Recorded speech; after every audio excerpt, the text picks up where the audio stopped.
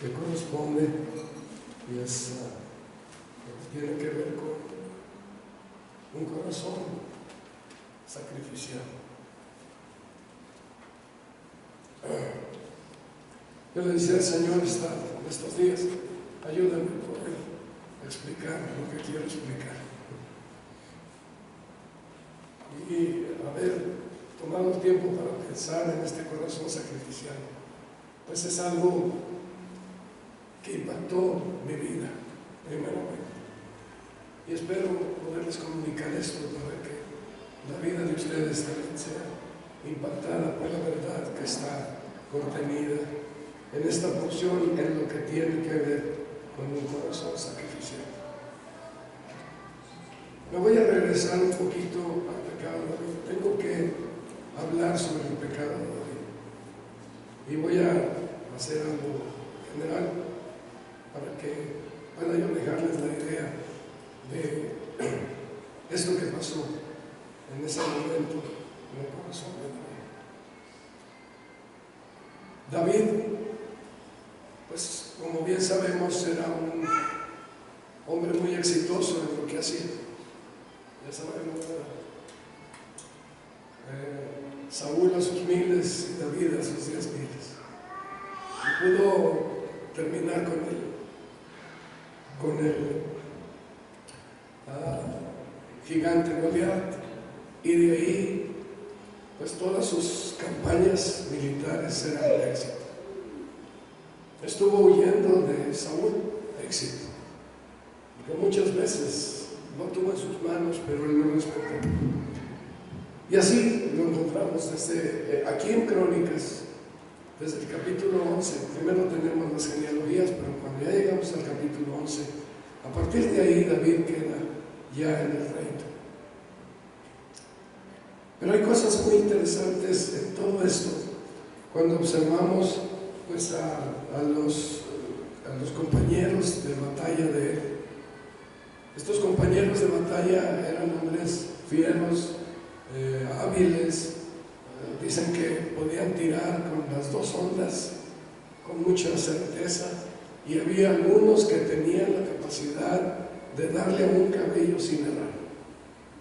Entonces era un ejército exitoso, ejército que iba ganando en campañas y en batallas, alcanzando otras ciudades que estaban pendientes de alcanzar. Y también pues lo vemos ahí, que los compañeros de David, ahora ya no David, acabaron con los gigantes que había, inclusive un hermano de Goliat. Todo esto lo vemos ahí desde el capítulo 11 hasta el capítulo 20, en donde hay toda esta actividad tan grande. Lo que a mí me impactó me llamó la atención porque comienza diciendo, pero Satanás. Todo este éxito que vino en una manera tan arrolladora fue estorbado, pero Satanás. Y entonces ahí tenemos lo que pasa se levantó contra Israel e incitó a David a que hiciera censo en Israel. Nuestros hermanos nos explicaron bastante bien todos estos detalles. Pero déjenme decir algo aquí. Me centro en la parte donde David dice, en el versículo 8 del capítulo 21, entonces David dijo a Dios, he pecado gravemente al hacer esto, te ruego, observen esto, que quites la iniquidad de tu siervo, porque ha hecho muy locamente. Quita la iniquidad. Y llama la atención la palabra iniquidad. Yo encontré pues algunas referencias, pues en cualquier diccionario encuentro referencias, y pues los diccionarios hablan de que iniquidad es rebelarse contra la autoridad de un Dios o de Dios, es no querer hacer lo que Dios manda que se haga. Es tener una actitud contraria a Dios. Si Dios manda esto, yo no quiero eso, yo quiero esto. Iniquidad. Pero me llamó la atención específicamente que nuestro Dios hiciera una definición de la iniquidad en una manera muy directa y muy clara. Cuando llegamos a revisar Ezequiel 28, ahí encontramos que está hablando el profeta al rey de Tiro, pero los comentaristas están de acuerdo en que el poder atrás del rey de Tiro es Satanás. Y entonces Dios le habla a través del profeta a Satanás y hace algunas declaraciones muy claras. Una de ellas es cuando dice: tú dijiste, le dice Dios, oh querubín grande y protector, tú dijiste, soy Dios, y la Biblia lo marca con D minúscula, soy un Dios, en el trono de Dios estoy sentado. Observen ustedes lo fuerte de la expresión. Él decía, soy un Dios, en el trono de Dios, con D mayúscula, estoy sentado. Eso es lo que dijo Satanás, el querubín aquel grande y protector.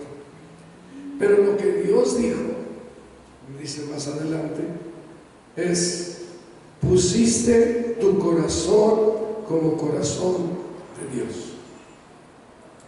Dice, y a causa de la multitud de tus contrataciones, fuiste lleno de iniquidad y pecaste. La iniquidad llegó cuando Satanás había tenido un éxito de contrataciones, de trabajo, de negociaciones, de acuerdos, de manejo de ángeles, ¿qué habrá sido? Pero tenía mucho éxito, lo que había hecho estaba muy bien y todo iba perfectamente. Y dice, perfecto eras en todos tus caminos hasta que se encontró en ti maldad. Y a causa de la multitud de tus contrataciones, tu corazón se llenó de iniquidad. A mí me pareció muy interesante observar que casi lo mismo le pasó a David. David, mucho éxito, todo iba muy bien, todo estaba perfecto. Y entonces, pero Satanás, yo creo que nos deja una lección importante, hermanos, para nosotros. La iniquidad es algo muy especial. Me llama la atención cuando David, lo que le leí ahorita, le dice: te ruego, oh Señor, que quites la iniquidad de tu siervo. Me llamó la atención que no dijera perdones la iniquidad de tu siervo, sino que quites la iniquidad de tu siervo. Entonces, permítanme resumir aquí: la iniquidad es una reacción contra Dios. No queremos aceptar su autoridad, no queremos aceptar lo que nos indica, y entonces nuestro corazón se llena de iniquidad cuando le decimos no. No sé si ustedes han estado en alguna circunstancia como esta, en donde, Señor, tú quieres esto, pero no, esto no es lo que yo quiero. No sé si han estado en algún momento, pues ya no me permitiste hacer esto, pero no está bien, yo quería esto, yo quiero esto, que esto se haga. Entonces a veces estamos en una especie de guerra que surge con nuestro Dios. Pero fíjense ustedes que cuando Dios dice de aquel querubín grande, dice, perfecto eras en todos tus caminos hasta que se halló en ti maldad. David iba todo muy bien y repentinamente se pone queriendo hacer este censo, Y ahí Joab le hace ver que para qué va a hacer pecar al pueblo de Israel por ese censo, y no quiere hacerlo, le dice piensa, y David no se detiene y puede más porque él es el rey. Y entonces finalmente se da cuenta cuando el Señor dice que él es desagradó. Me llamó la atención que está hablando de que Joab está a disgusto con la orden del rey, pero ahí junto con Joab la palabra de Dios dice: así mismo esto desagradó a Dios e hirió a Israel. Entonces ahí estuvo ese pecado que llegó, y la palabra de Dios dice que pues murieron 70,000 personas. La muerte era grande ahí. Entonces, hermanos, la iniquidad es un pecado y es una actitud nuestra con la que tenemos que tener mucho cuidado. Yo tengo tiempo de estar pensando que la iniquidad es como un pecado muy fácil que podemos hacer en cualquier momento, porque es una actitud contra la autoridad de Dios.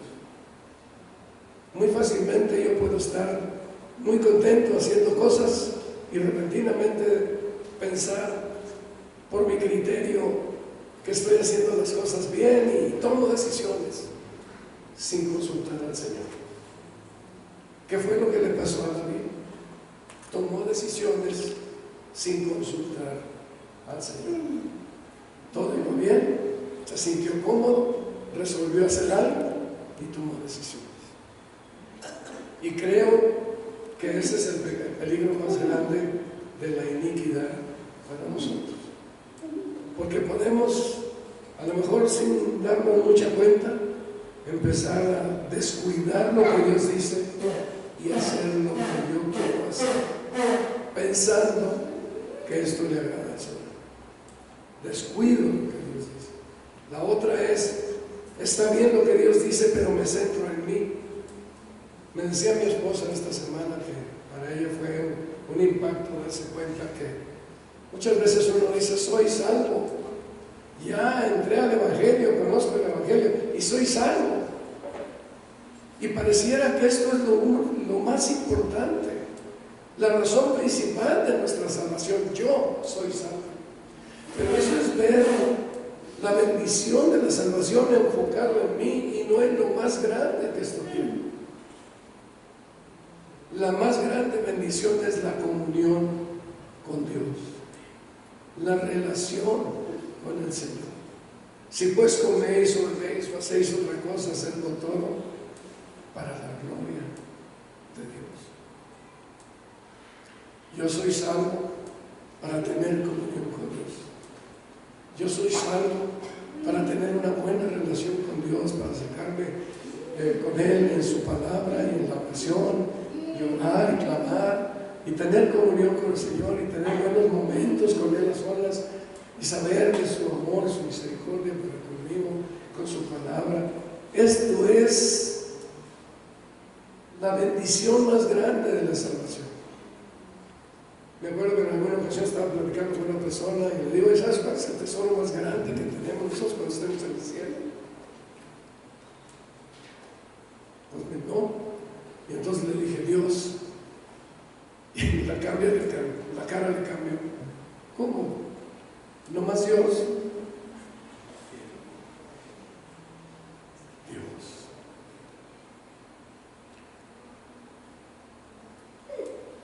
Es importante considerar la iniquidad,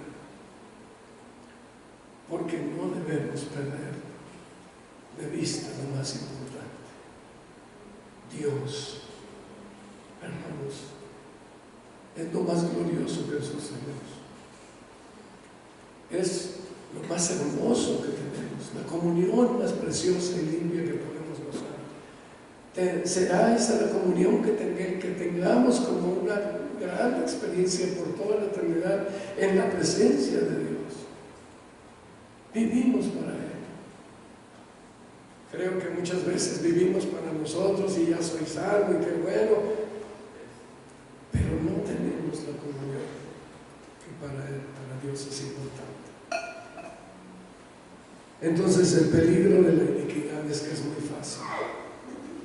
Uno puede ir muy bien, caminar muy bien en la vida cristiana, todo va excelente, y repentinamente mi corazón empieza a voltear y ya no hacer tanto caso a Dios, sino a mi criterio cristiano, ¿verdad?, para ir haciendo las cosas. David no había hecho ninguna cosa fuera de lugar. Habían estado haciendo el trabajo que tenía que hacer, pero Satanás. Entonces, el que David haya dicho la iniquidad es mi problema, quítala. Eso nos habla a nosotros de tener cuidado con la iniquidad. Es muy fácil que nosotros hagamos pecados de iniquidad cuando rechazamos al Señor, o no atendemos su palabra, o no estamos buscando los principios de la Escritura, conocer su enseñanza. O, por ejemplo, estar escuchando un mensaje, pero no ponerle atención, como lo que nos escribió Alexa en algunos de los editoriales. Nosotros también analizar el mensaje.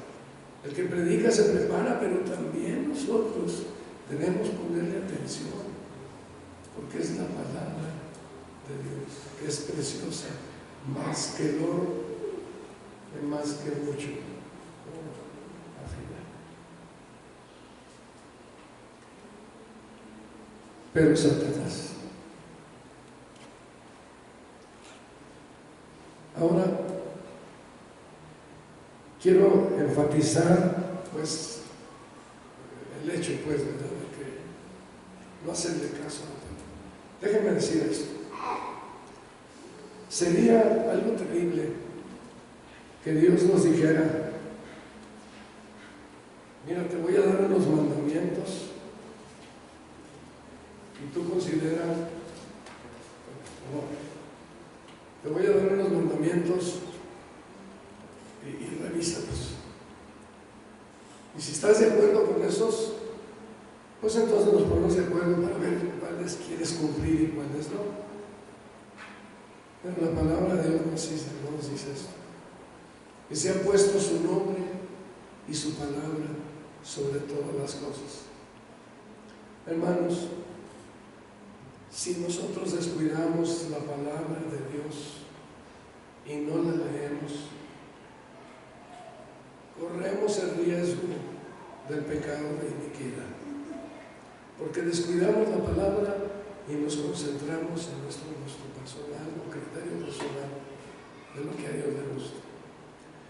Por eso creo que es fundamental que la palabra de Dios tenga un lugar especial en cada una de sus vidas, en nuestras vidas, que esté ahí para que nosotros le pongamos atención y escuchemos al Señor y hagamos de acuerdo a lo que Él indica. La palabra de Dios siempre será una bendición para nuestras vidas. Ahora, hay algo aquí que también nos enseña el pasaje, y es que la solución, David le dice al Señor: si mi familia, no castigues al pueblo, castígame a mí, a mi familia, castíganos, que caiga sobre nosotros, pero no sobre Israel la peste. Y cuando está quebrantado hasta este punto donde él tiene pues el deseo de estar, pagar a cualquier precio el costo para salir de ese problema que tenía Israel, de la muerte de tanta gente, que estaba dispuesto a salir de eso. Algo que dice él aquí, es que lo que sucede aquí es que el Señor le da la orden de cómo quitar la iniquidad. Aquí está mi iniquidad, pon sobre mí la carga, castígame a mí, y entonces el Señor le da la orden. Dice: y el ángel de Jehová ordenó a Gad que dijese a David: que subiese y construyese un altar a Jehová en la era de Ornán Jebuseo. Esto era lo que había que hacer, que construyeran un altar en la era de Ornán Jebuseo. Y luego David va y hay una negociación con Ornán. Ornán le quería regalar todo, como bien lo leímos ahorita, pero David dijo no le voy a dar nada al Señor que no me cueste, sino que yo voy a hacer lo que sea. Dice,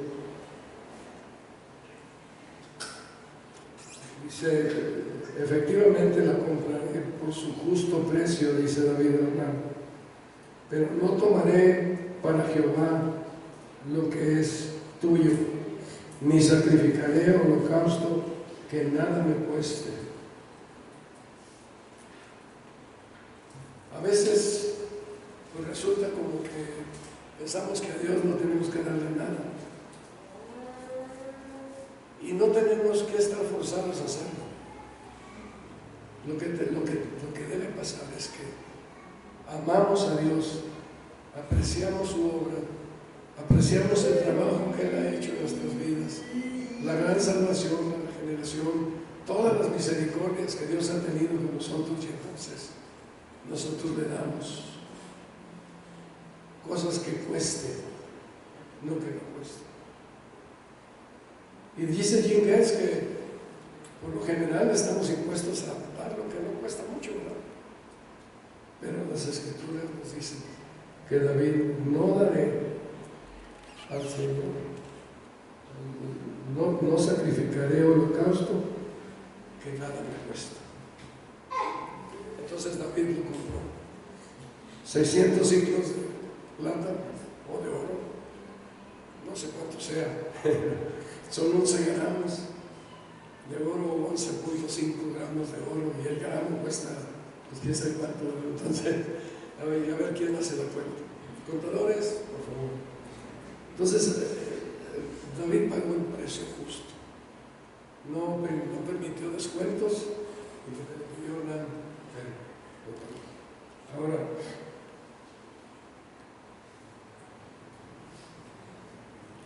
dice aquí que edificó, en el versículo 26, y edificó ahí David un altar en el que ofreció holocaustos y ofrendas de paz, e invocó a Jehová, quien le respondió por fuego desde los cielos en el altar del holocausto.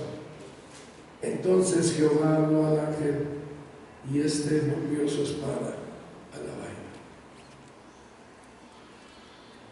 Compraron a Ornán lo que se han tardado en construir el altar y hacer los preparativos en el terreno, y se hicieron los sacrificios, holocaustos y ofrendas de paz.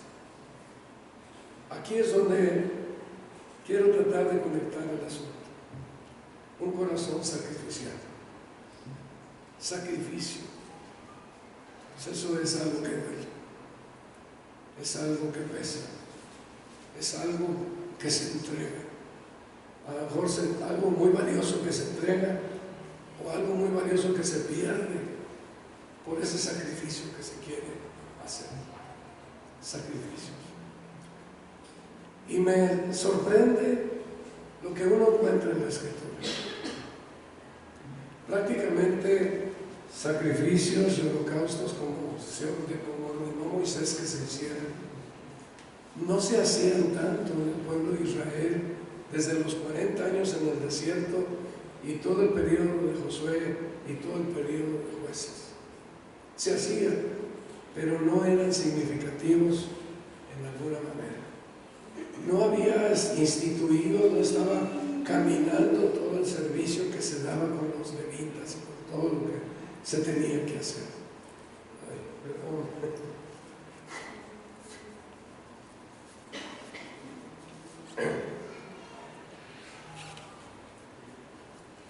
Entonces, pasa uno por todo ese periodo y no hay ninguna cosa así específica que se note. llegamos al momento de Elí, sacerdote, y Ofni y Fines llevan el arca porque estaban guerreando contra los filisteos y pierden, están perdiendo la guerra. Entonces llevan el arca y los filisteos les ganan el combate y se llevan el arca y la tienen 7 meses con ellos. Y claro, nuestro Dios no necesita quien lo defienda. Él se defienda solo. Los ídolos sí hay que defenderlos. Hay que recogerlos, hay que ponerlos, hay que limpiarlos. Nuestro Dios no. Y el arca los castigó a los filisteos de tal manera que se deshicieron del arca rápidamente. 7 meses lo tenían allá. En una carreta la ponen, unas vacas van y llegan a un lugar. Se llama Bet-Semes. Y ahí en este lugar los de Bet-Semes fueron muy curiosos. ¿Y qué se imaginan que hicieron cuando llegó el arca? Se asomaron a ver qué había en el arca. ¿Y cómo les fue? 50,000 personas murieron. ¿Qué hicieron? No, ya no queremos nada de esto. Y llevaron el arca a la casa de un hombre llamado Abinadab.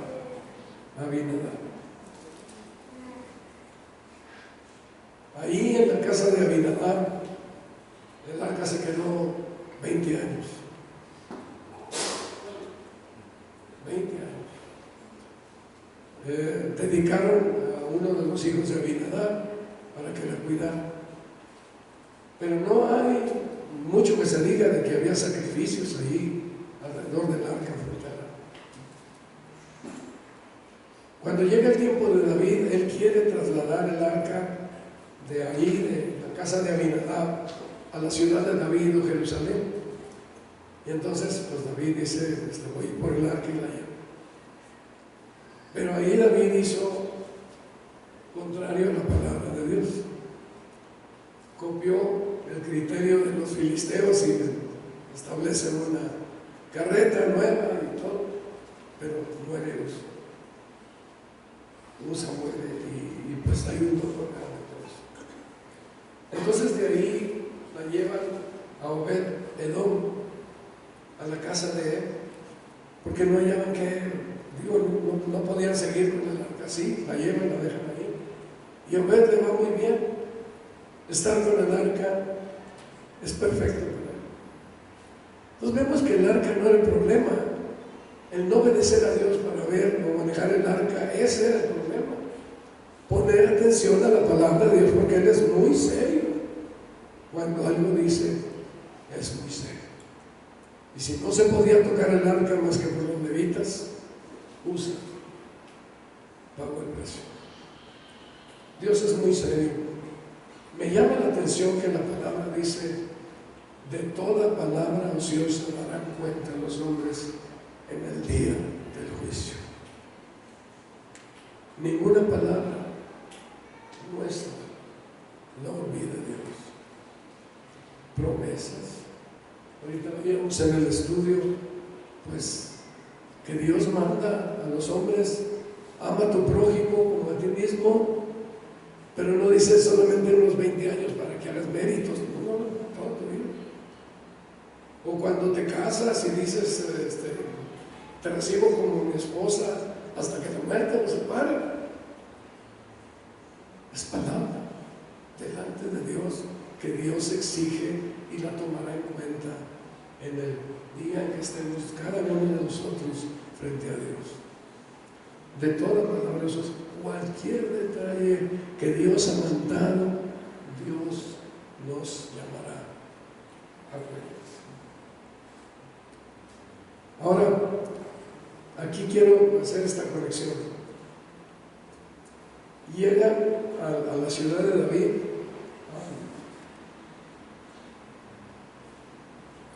En Gabaón, había un lugar alto ahí en Gabaón. Llegan a la ciudad de David, en este lugar. Y lo que hacen es que por primera vez, cuando menos lo que yo pude investigar, desde aquellos años, 40 años en el desierto hasta llegar a Gabaón en Jerusalén. Ahí sucede lo que dice aquí. Asimismo, el sacerdote Sadoc y los sacerdotes, sus hermanos,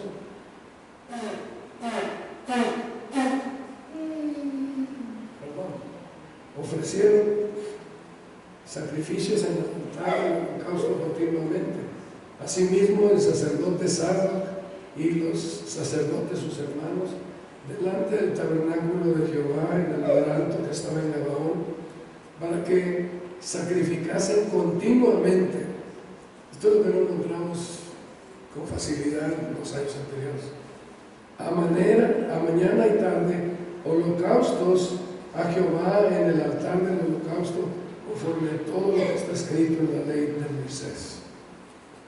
Entonces, no había habido muchos sacrificios y llegamos a este punto donde él está ahí, el arca está allá. David, a causa del ángel y el temor de verlo, no puede ir a Gabaón, que según pienso yo tendría unos 4 kilómetros de distancia.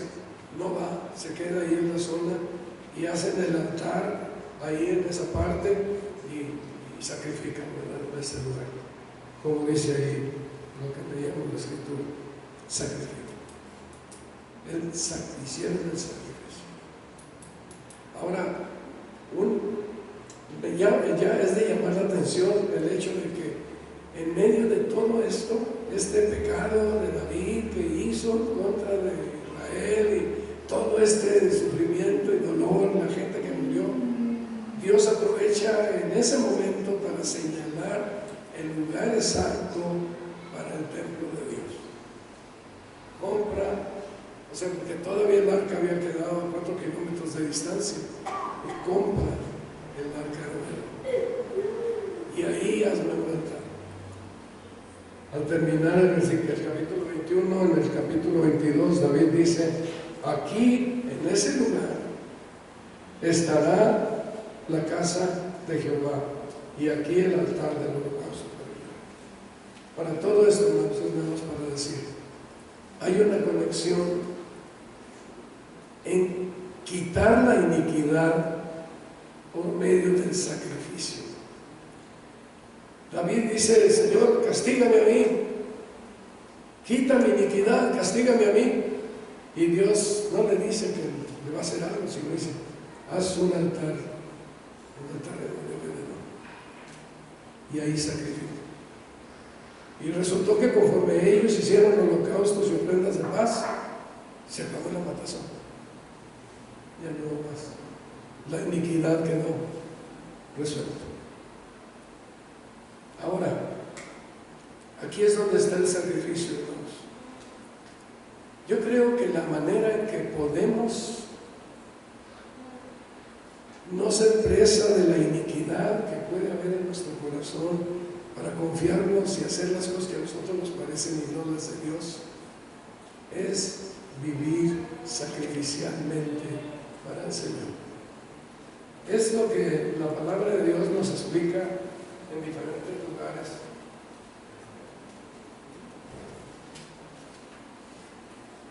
Que en el Nuevo Testamento se nos presenta. Por ejemplo, el apóstol Pablo dice en Romanos 12, 1 y 2: así que os ruego por las misericordias de Dios que presentéis vuestros cuerpos en sacrificio vivo, santo, agradable a Dios. Y recordarán también que el apóstol Pablo les dice a los corintios: de esta manera corre, de esta manera pelea, no como quien golpea al aire. ¿Qué hace? Sino que golpeo mi cuerpo y lo pongo en servicio. No significa que vamos a hacer las cosas literal, pero sí debemos de recordar, presentar nuestros cuerpos. Golpeo mi cuerpo y lo pongo en servicio. Significa que con este cuerpo hacemos las cosas que agradan a Dios o desagradan a Dios. Y en nosotros hacemos un sacrificio cada día, un sacrificio para servir al Señor, cuando nos rendimos a Él, para hacer su voluntad, lo que a Él le agrada, lo que a Él le glorifica. Y para que la iglesia y mi persona y la iglesia sea una iglesia fuerte, pues cada uno de nosotros debe vivir en este. Ruego por las misericordias de Dios que presentéis vuestros cuerpos en sacrificio vivo, santo, agradable a Dios. Y hay varias cosas, déjenme leérselas rápido, para no vaya mucho tiempo. Dice, así que ofrezcamos siempre a Dios por medio de Él sacrificio de alabanza, es decir, frutos de labios que confiesen su nombre. Predicar el Evangelio, anunciarlo a las personas, es un sacrificio de alabanza, que a lo mejor nos da pena y no quisiéramos hacerlo, meternos en un lío, ¿verdad? Me están invitando a mí para ir a ver un grupo de arquitectos y quiero llevarles una Biblia. Cuando yo estaba en la universidad, pues no sé con cuántos días me habré peleado, y nos peleamos mucho, pero ahora tengo que ir ahí, me da miedo. Y digo, no, mejor le saco la vuelta. Ojalá me enferme, ¿no? Es sacrificio. Y a nosotros a lo mejor nos da pena, pero no debemos permitir eso, sino a pesar de la pena, decirles a las personas que el Señor, hablarles del amor de Dios. Es decir, fruto de labios que confiesan su santo nombre, es sacrificio de alabanza. Y luego también dice, y de hacer el bien y de la ayuda mutua, no os olvidéis, porque de tales sacrificios se agrada Dios. Ahí está. Nuestra vida sacrificial está en ese sentido. No hay altares, no vamos a sacrificar un becerro, una cabra. Vamos a sacrificar nosotros para vivir para Dios, por amor al Señor. Recordemos que estos sacrificios son como dolores de parto. Duelen, sufres, pero después viene un gran gozo por todo lo que se está haciendo por el Señor. Y así como esta, hay muchas, hay otros pasajes que las Escrituras nos presentan.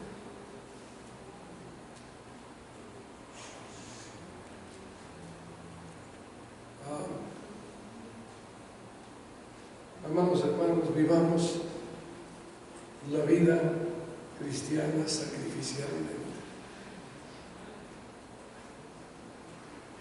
Dice aquí que sacrificios espirituales aceptables a Dios. ¿Me podrían decir algún sacrificio espiritual que pudiéramos hacer delante del Señor aceptable por Él? Orar. La ofrenda. La ofrenda. ¿Otro? Orar. Leer la palabra. Leer la palabra. Alabanza. Alabanza. Visitar enfermos. Visitar enfermos. Visitar enfermos. Ayuno. Ayuno. Venir al culto los domingos. Si cuesta, ¿verdad? Hay que pararse temprano. Pero luego ya hay un momento que no cuesta. Ya, porque uno tiene golpeo mi cuerpo y lo pongo en servidumbre. Cuerpo, despiértate, hay que ir. Venir al estudio temprano en la mañana cuesta. Pero miren, es bueno y trae bendición. Obliguémonos a hacerlo. Es un sacrificio. Pero también es sacrificio de gozo, de júbilo, de juicio. O sea, si yo estoy triste, voy, pero cambio esa actitud por gozo. Y podemos hacer eso en el poder del Espíritu Santo y por la obra de gracia de Dios. Y con gozo hacemos lo que tenemos que hacer. Yo creo, hermanos, que La iniquidad es un pecado muy fácil que en medio del gozo de la vida cristiana puede aparecer.